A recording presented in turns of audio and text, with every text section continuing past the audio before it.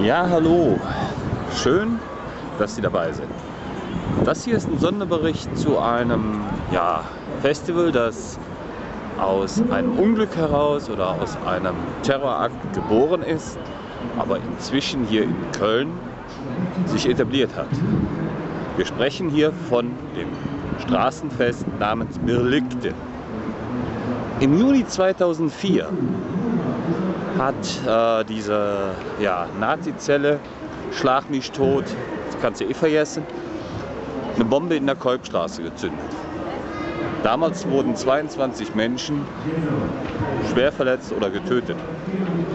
2014, zum 10. Jahrestag, haben hier in der Nähe des Wiener Platzes in der Kolbstraße 70.000 Menschen diesem Verbrechen an der Menschheit, egal ob Deutsch, Türke, ob Araber, ob Engländer oder sonst was, wer da betroffen war, gedacht und haben daraus ein Straßenfest gemacht.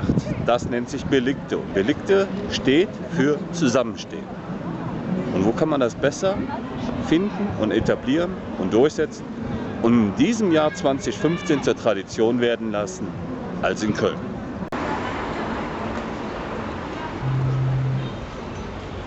Vom Wiener Platz aus ist es natürlich ein ganz schöner Weg noch bis zur Kolbstraße, aber ich bin jetzt am anderen Ende angekommen. Hier gibt es einige Bühnen, wo Künstler auftreten werden, auf die sich ganz Köln, und damit meine ich alle Nationen, freuen.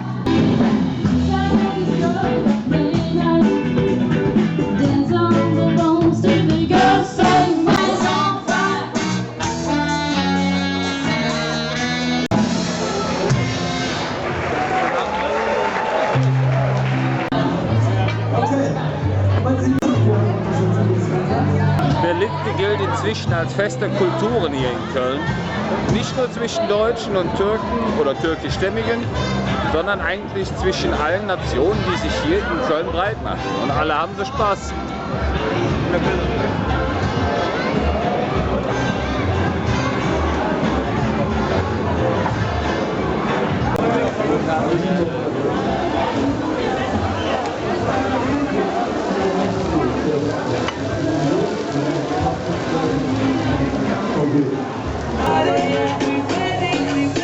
Hier finden sich traditionelle Nahrungsmittel aus allen Kulturen. Das ist echt ein Wahnsinn.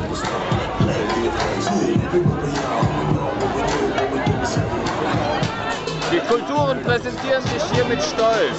Das ist sehr schön.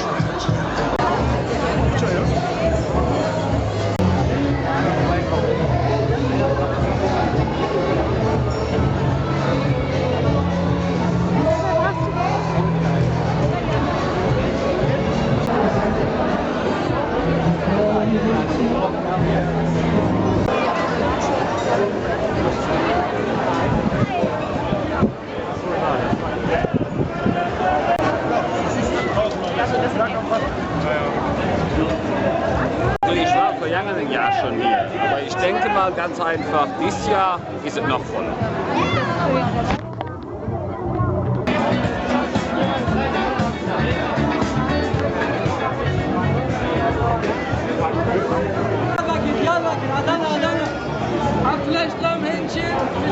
Von irgendwoher befragen die hier ansässigen Wirte natürlich, wie es sich hier verhält. Oh, das toll, ja. Finde ich sehr toll.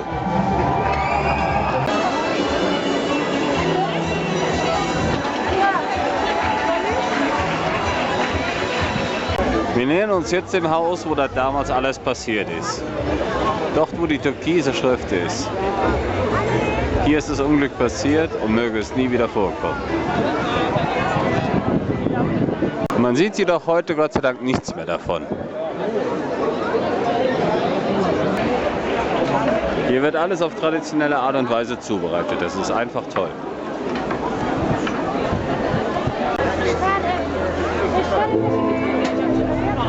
Hier sind einige Bühnen. Hier gibt es sehr viel zu essen, sehr viel zu sehen. Und es sind natürlich auch noch Berühmtheiten hier, wie wir hier vorne am Tisch sitzen, sehen Stefan Brinks. Heute privat ohne seinen Bruder Peter und mal nicht im Schottenrock.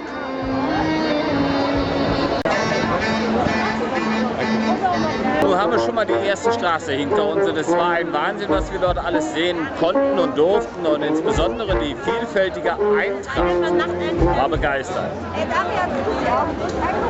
Jetzt gehen wir um den Knick um die Ecke und gehen mal Richtung Festplatz. Max, da muss mir ab und zu auch noch mal spielen. Ne?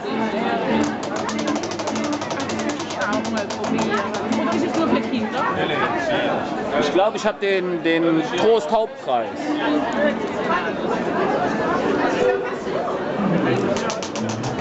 Ich habe was gewonnen. Die Straße ist natürlich jetzt was ruhiger.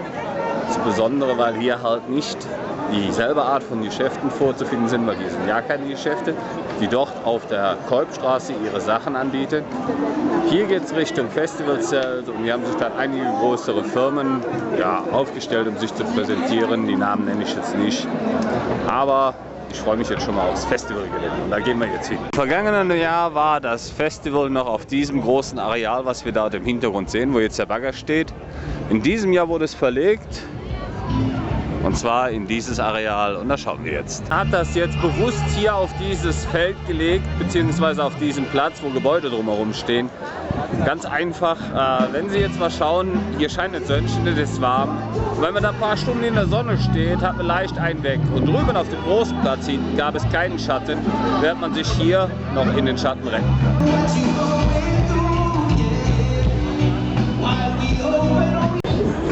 Gehen wir doch mal Richtung Bühnen. Boah, ist das steil. Das ist eine Angst, die ich habe. Aber man hat hier oben eine einzigartige Aussicht.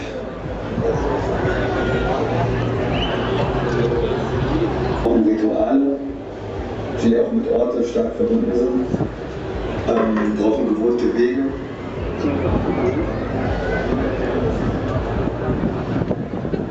Eine kleine Oase haben sie hier hinten auch aufgebaut.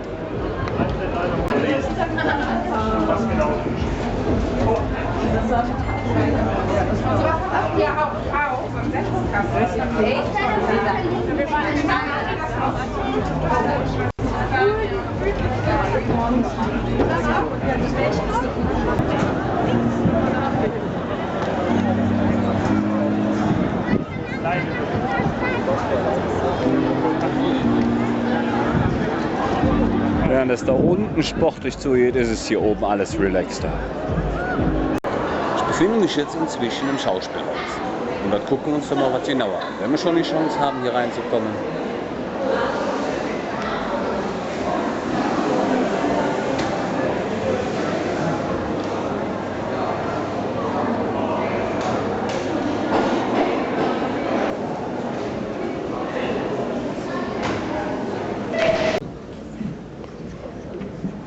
Sieht so aus, als würde hier gleich eine Aufführung stattfinden.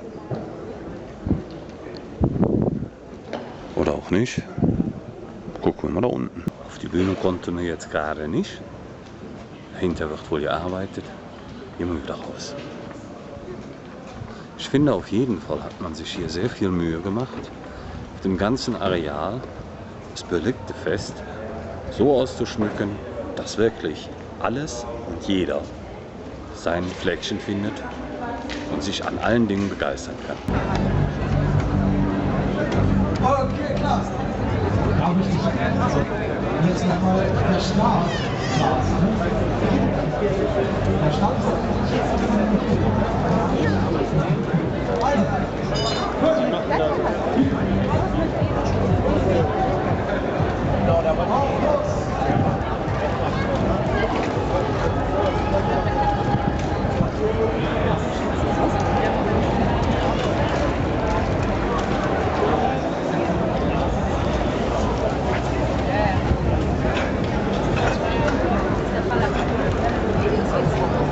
Max, hau rein! Fetten Applaus für Max, kommt Leute, macht nochmal her! Und fünf!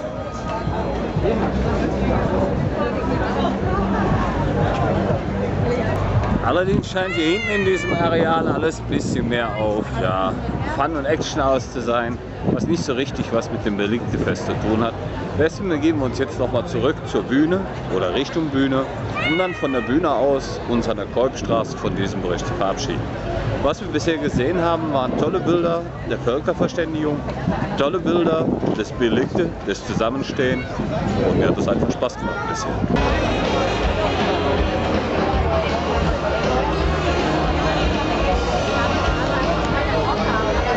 Hier vor der Bühne wird es langsam voller. Nun kommen natürlich auch langsam die Acts an, auf die die Kölner warten. Und ja, das heißt Brings, das heißt Casala, das heißt Cat Ballou. Aber die werden wir in diesem Bericht nicht zeigen. Die finden Sie wahrscheinlich dann auch auf YouTube oder Facebook, aber hier nicht. Heute ging es einfach für uns nur darum, an dieses Fest zu erinnern, dieses Fest zur Tradition zu erklären. Und wissen Sie was, mit diesen Bildern schließe ich diesen Bericht für heute. Ich hoffe, Sie hatten Ihren Spaß und ja, bis ein andermal.